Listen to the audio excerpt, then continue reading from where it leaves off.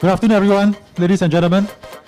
Okay, very glad to be here with you today. And I think right after Master Jet Li's entertaining presentation, it's going to be a very uphill task for me. So entertaining as Kung Fu Master Li Lianjie, or the Qing Long Bai Hu, Dragon and Phoenix. Okay, well, my topic is a bit more technical, more database. I hope I will do my best. Basically, because other than feng shui consideration, the logical and analytical considerations of picking your office location is also very important. So hopefully at the end of today's session, you should be able to combine both feng shui considerations as well as technical and more logical considerations in choosing your next business location and where to put your money and investments. All right, this is the content for my talk. Okay, I will cover largely the master plan for East region of Singapore, right? Both residential, commercial, industrial. And then before moving on to explain a bit on what some of these implications for you as ID companies and companies working in the furnishing sector. Okay, and then towards the end, I'll talk a bit about clusters. Okay, why location with a cluster is important and which are the best cluster locations here in Singapore. Okay, master plan. This is basically what the government has come up with in 2014, okay, 2 years back already. So in this latest master plan, what they have highlighted is basically a more integrative approach to urban planning. Okay, so what do they mean by integrative? That means covering considerations of land, water, and of course greenery and all the different users in terms of residential, industrial, commercial, and recreational. Okay, so for residential space, the government has highlighted that these are some of the new residential centers that will be developed in Singapore over time. So as you can see, actually most of the upcoming locations are in the north to northeast. Okay, sorry, northeast and east. Okay, so as you can see on the chart, okay, all the dots, and towards this eastern side, that's where most of the new residential centers will be. And that includes Tampines North, roughly about 21,000 housing units. Punggol Matilda, 8,000 housing units. Bidadari, another 11,000. And this central space, which is the Paya Lebar area. Okay, when the air base at Paya Lebar is eventually relocated, that will likely give rise to land available for at least, I think, 85,000 new housing units. Okay. Later I'll explain a bit more in detail. Okay, but this basically is to point out to you that the largest population centers and concentration of new estates coming up will be in the east and northeast region of Singapore. Okay, so that is the new population centers. I just want to quickly mention to you as well in terms of the existing population in Singapore. Right, this chart basically shows you the population up to June 2015 last year, and the darker color patches shows you the planning areas with a higher population. Okay, so as you can see, the east and northeast region of Singapore, okay, carries most of these dark patches. Okay, so basically this shows you that a larger concentration of population is in this area. Okay, next let's look at commercial developments as well. Okay, so here basically in this chart, I'm showing you the regional centers of Singapore. Right, Singapore. URA has identified 4 regional centers to develop in Singapore. Starting off with Tampines Regional Center, okay, that's the first to start off in Singapore. It's already largely taken shape and very developed already by now. Then beyond that, right now they are developing Jurong Lake District and Woodlands Regional Center. Okay, of course, coming up in future, we also have this Seletar Regional Center. All right, so I would like to point out to you that actually on the eastern region of Singapore, that's where we have this highest concentration of commercial activity as well, right? Of course, with Tampines Regional Center, which, like I said, is the first regional center and is the most developed right now, right? As compared to Woodlands, which is only just starting to take shape. And of course, the current location, Tampines here, is also near to the Seletar Regional Center, which then gives you forward potential, right? Because now you basically benefit from Tampines Regional Center, and then going forward, when Seletar Regional Center starts to come in, you also have the forward pipeline to benefit from. All right. Okay, again, this other chart shows you where the commercial centers and industrial centers are in Singapore. Okay, the blue color dot shows you the commercial areas, and the gray color one shows you the industrial. So again, you can see a lot of these commercial and industrial areas are developed or being developed in the eastern part of Singapore. Okay, so we have places like the Changi Business Park, Changi Air Hub, Expo, Loyang Industrial Estate, Lorong Halus Industrial Estate. Yeah, of course, Tampines and Defu, Paya Lebar. So a lot of commercial industrial activity in this region. Okay, so again, that will give rise to opportunities for ID firms, opportunities for contractors, and is also demand and creating a lot of activity in this part of the island. Okay, this other slide, okay, I won't elaborate much in further detail because it points mainly to all the industrial regions that are coming up. So these are areas for business, right, to take shape, which means this eastern region is also becoming more and more vibrant.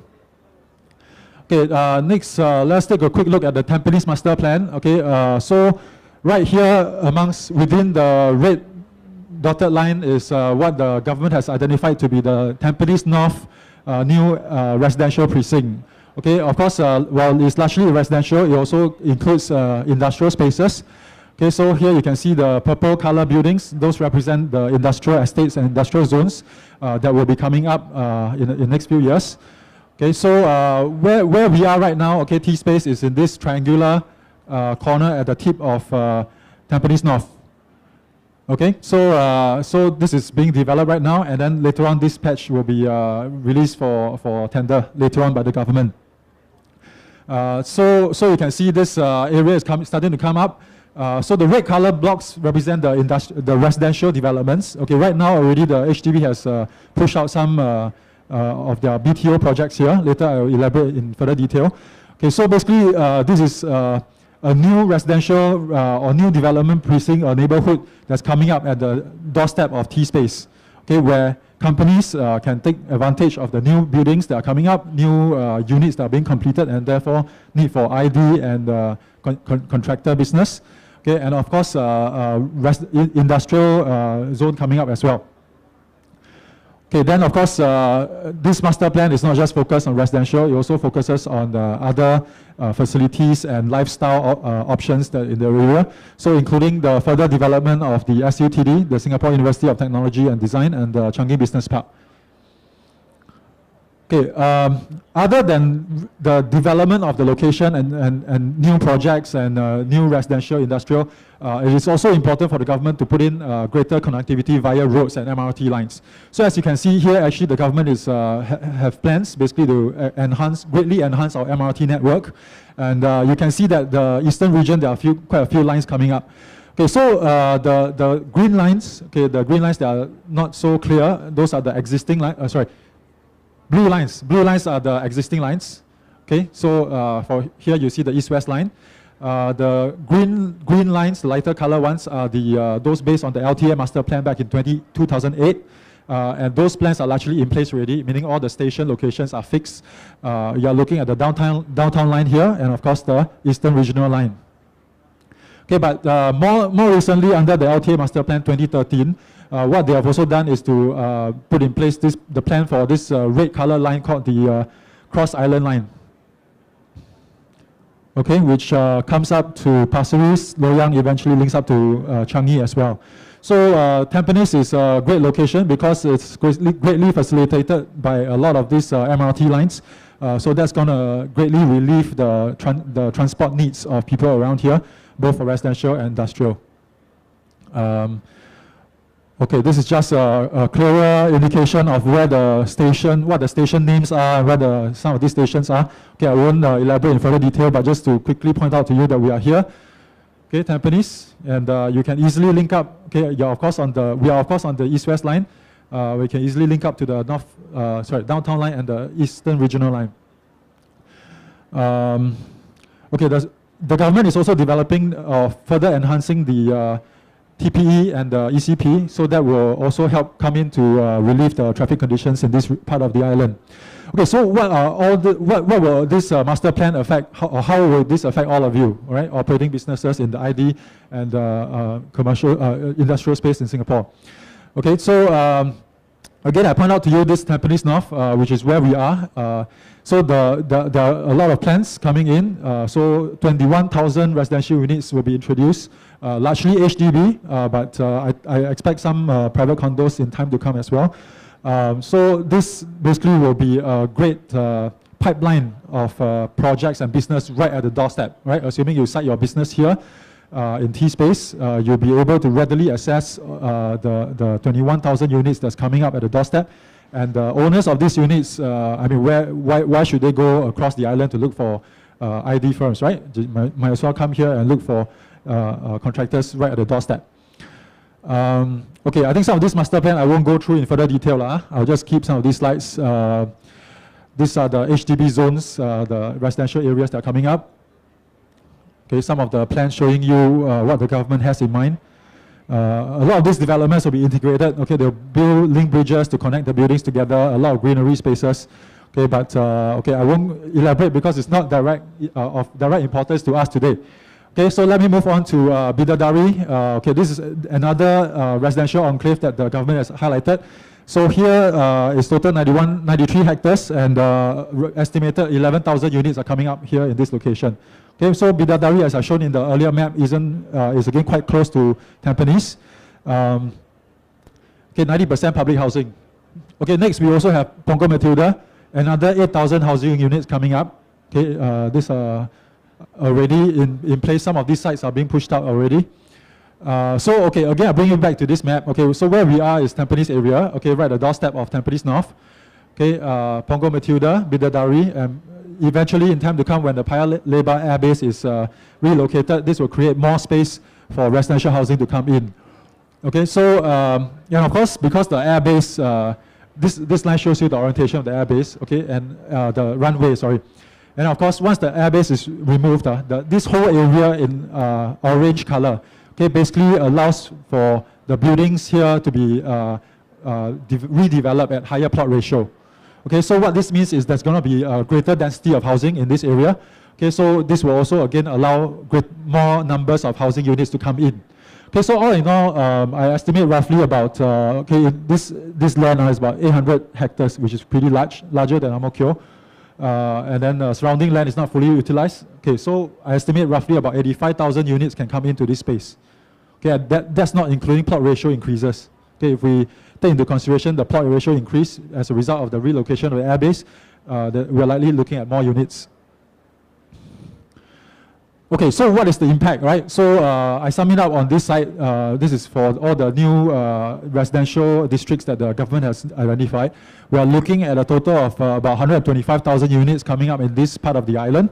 Okay, and I also roughly estimated what's the potential contract value, right, to ID firms. So assuming each of these units pay about 40,000 for ID and renovation of the house, these are the numbers that we're looking at. So total 5 billion, right, in contract value available to all of you, right? If you site your firm here at your doorstep already, okay, at your doorstep is 840 million. That's Tampines North, okay. But very easy and close by, you have another 4 million and a total of 5 billion contract value that you can take advantage of. Okay, of course, some of these are a bit further down in the future in terms of development. Okay, but that basically assures you of future demand. Okay, as you cite here, you have immediate business to take advantage of, and also future business will be there as well. Okay, okay. So just now I looked at the new residential districts the government has identified. There are also BTO projects the government is pushing out. They are outside of these new residential areas. Okay, like for example, this Bangkok Tropica and Park Vista, that's in the Bangkok area, Sengkang area, okay, which is not in the 4 areas I mentioned just now, right? Not in Punggol Matilda, not in Bidadari, not in Tampines North. Okay, so this also contributes to new housing that's coming out, supply that's coming out to Singapore, and eventually as these projects complete and hand over possession, this will be your business as well. Okay, so again, we have Tampines Green Reef. Okay, this one is part of Tampines North, right? But I'm just highlighting here because it's of direct relevance to us in this location here. Okay, so this one has been released already for BTO. Total 1,216 units. Okay, so there's also North Shore Residences 1 and 2. Okay, this came out in last year, May's BTO. Okay, total of 1,400 units. Okay, there's also North Shore Straits View. These are all in the Punggol North Shore. Okay, not in Punggol Matilda, but further north, Punggol North Shore. Okay, Waterfront 1 and 2 North Shore. Okay, we also have Hougang River Court, Fernvale Woods. Okay, and more recently, Anchorvale Plains. Okay, this is the more recent February BTO. Okay, so all in all, again, I sum it up, in terms of number of housing units, all these BTO come up to about 7,600. Okay, which again is a large supply in this vicinity that you can take advantage of. In contract value, again, assuming about 40,000 ID cost per unit, you're looking at 300 mil contract value. Okay, and that's not all, right? We still have the existing population that we have not taken into consideration, right? Existing population, there will be housing units that will either upgrade or they may just simply want to do renovation at their existing site, okay, because they may have been there for a while. They want to refresh their housing, their homes. Okay, so here I show you the population centers in Singapore by ranking. Okay, the largest planning areas with population in Singapore. The largest is Bedok. Okay, again, that's also not far away from where we are here. Okay, so the darker color ones show you those planning areas that are more direct, of direct relevance to where we are today. Okay, so we have Tampines, okay, ranked number 3, and we have Hougang, Sengkang, Pasir Ris, and Punggol. So all in all, these 6 planning areas, there's a total of 1.23 million population. Okay, so if you divide that by the average household size, we are looking at about 400,000 households here. Okay, okay, this again, I'll show you this, the concentration. So if you roughly assume 5% of this population does upgrading or renovation every year, okay, and I'm assuming a lower cost per ID cost per unit at 20,000, okay, because this may not be fully renovating the whole house, or they may not spend too much on high-end stuff. Nonetheless, if you add them all up, there's another 350 million in contract value coming from the existing population. Okay, so you can see there's a lot of business availability and opportunities here in the east side. Okay, largely arising from new residential sectors, okay, of which again most of the concentration is in the eastern part of Singapore, and of course the existing population as well. Okay, so finally let me quickly touch on the ID furniture cluster. Okay, so okay, I'm using this chart as a proxy. This is coming from the Singapore Furniture Industries Council. Okay, they are projecting good growth in up to last year. Okay, I'm taking this as a proxy for ID and furnishing industry. So there's good growth. Companies may then be deciding or looking to relocate or expand their business. So where should they locate? Okay, where are the options available to all of you? Okay, right now we are looking at some of these potential furnishing ID clusters in Singapore. Okay, we have Sungai Kadut in the west, northwest. We have Jurong East. Okay, and of course Tampines where we are. There's also Tai Seng. Okay, but Tai Seng is a bit more higher end. Okay, so very evident from this map or this chart here is you can see that the population concentration are more on the eastern side. Okay, but yet the existing clusters or the clusters that you can look out for in terms of locating your business are more on the west side. Okay, so isn't that a very clear and stark imbalance in terms of the so-called demand and supply, right? So if you set your business here in the west, you'll be faced with more competition. Okay, and of course, maybe business may not be as large because population centers are not so focused here in the western part. Whereas on the eastern side, okay, there's more population, more business potential, but yet there's only Tampines as an option to locate your business.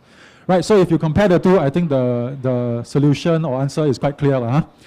If you look at the upcoming, the industrial sites that are being released by government, again, you can also see that, okay, I didn't show it here, but those who are in the business, you will know that most of the industrial sites coming out are, again, on the western side or northern side of Singapore. Okay, eastern side don't have so much, especially for multi-user space, okay, multi-user factory space. And of course, most of the supply that's coming out now is B2 and 20-year lease only. Okay, so 30-year lease projects are very rare, and you should definitely look at Tspace as an option. And I think that's one reason why occupancy rates here are one of the highest. Okay, if you look at the Tampines planning area, Okay, here I show you the occupancy rates for multi-user factory and single-user factory. They are 98% for multi-user space. Okay, that's very high. If you rank that across the island, okay, Tampines is second highest. Okay, second highest occupancy rate. And the reason for this is, as I explained just now, there's more demand here, okay, but the supply is much lesser compared to the western side of Singapore. Okay, so finally I bring you to Tspace. Okay, having considered all the different factors and reasons for citing your business and why the eastern region and Tampines is a better location compared to the west or north, I bring you to Tspace, which is strata titled 30-year B2 but focused on light industrial. Okay, and this is basically a perspective of the project. Okay, cross section. We have different types of units. We have terrace collection, studio units, typical units, and courtyard units. Okay, total 4 types. Okay, let me bring you quickly through each of these types. Basically, we are a 9-story ramp-up factory building. Okay, total of 249 units with 1 canteen and 1 heavy vehicle park. Okay, that's at the 5th story. 5th story. Okay, so terrace collection units, these are located from the first story onwards, total 4 stories high. Okay, it's either facing Giant or facing courts. All right, so there is communal lifts and car parking facilities. Okay, private lift and staircase within access within the unit itself. So very convenient, all-in access. Okay, roller shutters and doors are also available for direct access. Then we have studio units. Okay, these are units with a mezzanine level. Okay, high ceiling, about 6 meters. Okay, then okay, it's spread across 1st to 4th level. Okay, and there is a convenience of direct to unit car parking facilities. Okay, then we have the typical units as well. Okay, these are rare in this current market right now. Okay, but typical units are those that with regular size, regular shape, which is very good for practical use. You can use it for display purposes or others as well. And then each unit comes with a washroom. Okay, as well as most units have 2 to 3 communal parks or lorry parking space. Okay, last but not least, we have these courtyard suite units. Okay, these are at the top stories of the building. Okay, where you have direct access to the facilities deck. Okay, so you can access either from the facilities deck or from the parking car park itself. Okay, so dual access, dual usage, very flexible. Okay, you can use this for display and here for part of your office needs. Of course, this is direct access to the courtyard, so it's very nice office space as well. Okay. Okay, with that, I end my presentation. If you have any further queries, feel free to come up to me, or you can approach any of our agents for advice. Thanks a lot.